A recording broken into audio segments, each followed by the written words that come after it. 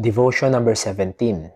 Magandang umaga po. Ang ating pong passage for today is from Matthew chapter 4, verse 5. Na ang sinasabi dyan, Then the devil took him into the holy city and had him stand on the pinnacle of the temple. Let us put this in our heart, okay? That God is critical. Okay, critical siya in our journey. Now, we know that the ultimate objective ni Satan is to destroy the relationship of Jesus Christ with His Father. Very similar ito doon sa ginawa niya kay Adam and Eve between God, kung saan sinira niya yung relasyon, winasak niya yung relasyon ng tao sa Diyos by way of what? Of disobedience, pride, and a desire to become like God. Now, on his first temptation, nag-fail si Satan sa kanyang attempt, sa kanyang unang attempt, di ba?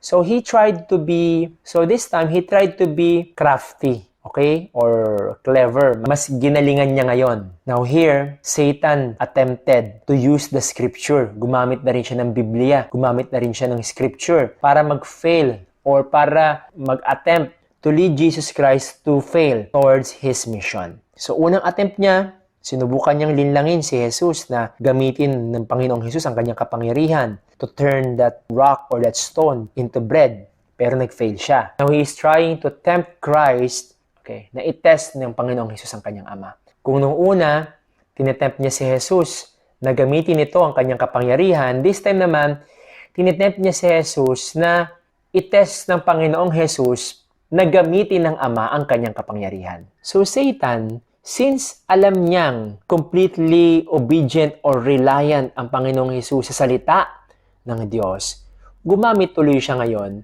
din ng Scripture. So what basically happened here is, hindi nag-succumb ang Panginoong Hesus sa temptation or sa second temptation na ito. Hindi niya pinili na pangunahan ng Diyos sa plano nito. Hindi niya tinest ang Ama. Nag-stick ang Panginoong Hesus sa truth because He is true. Hindi niya hiniling na i-rescue siya ng kanyang Ama. Now, what can we get from this passage? Una, this passage clearly shows that Satan is also knowledgeable in Scripture. He is so knowledgeable about the Scripture to the point na kaya niya itong i-twist. You know, personally, I think he is diligent about the Bible. I think Satan, sa tagal ng kanyang existence sa lupa, baka memoryado niya na ang Biblia, di ba?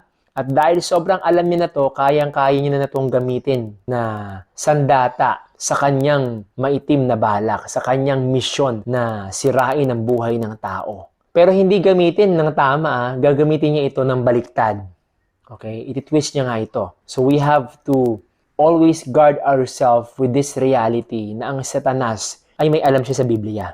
Now, the second importance of this passage is to encourage us na mahalaga that we are rooted in truth. Huwag lang tayong umasa sa mga nagtuturo sa atin, or sa Sunday, or sa Lord's Day. Huwag tayong umasa na dito lang sa devotion na to. We have to exert effort to be more rooted. Palalimin natin yung ating ugat sa salita ng Panginoon. Dahil ang ipanglalaban natin sa kasinungalingan ni Satanas ay ang katotohanan. And that sets anybody's spirit and anybody's life free. Pangatlong kahalagahan ng passage na ito is yung maitatak natin sa ating mga puso, yung ating pagkakaunawa at ating totoong pagkakakilala kung sino talaga ang Diyos. Dahil kung kilala talaga natin ang Diyos, kung nauunawaan talaga natin siya, kung meron tayong malinaw na picture or perspective on who God is, alam din dapat natin that we cannot test Him. Kung talagang nauunawaan at nakikilala natin ang Diyos, alam natin that we have no right and we should not test our God because it is written. Sabi nga ng Panginoong Jesus, di ba? Sinabi niya na dito that you should not put your God to the test. Jesus Christ is very much aware about it. Now, we know na voluntary ang pagligtas sa atin ng Panginoong Hesus. Ang pagparito niya, ginawa niya yan with a submissive heart. At alam niya na siya ay mamamatay.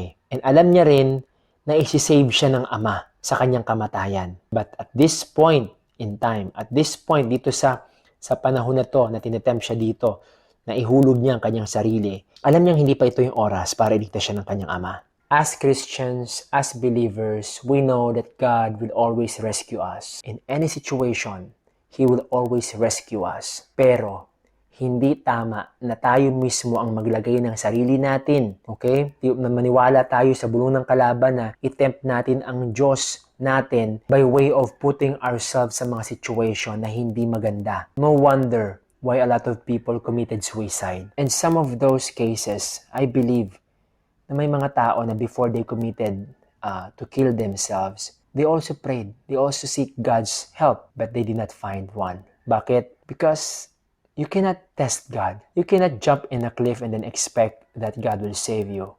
Or put yourself in trouble and then God will save you. Okay? It's not a Christian way. So every time there is a temptation for us to commit sin, huwag nating isipin na acceptable yung ipinaghihingi mo ng tawad, yung kasalanan, bago mo to gawin. There's no such thing as that.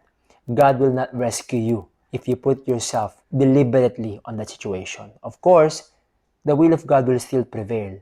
But on that situation, you will reap kung ano yung gagawin mo. So yun lamang po. Ingatan nawa kayo ng Panginoon sa buong araw. God bless you.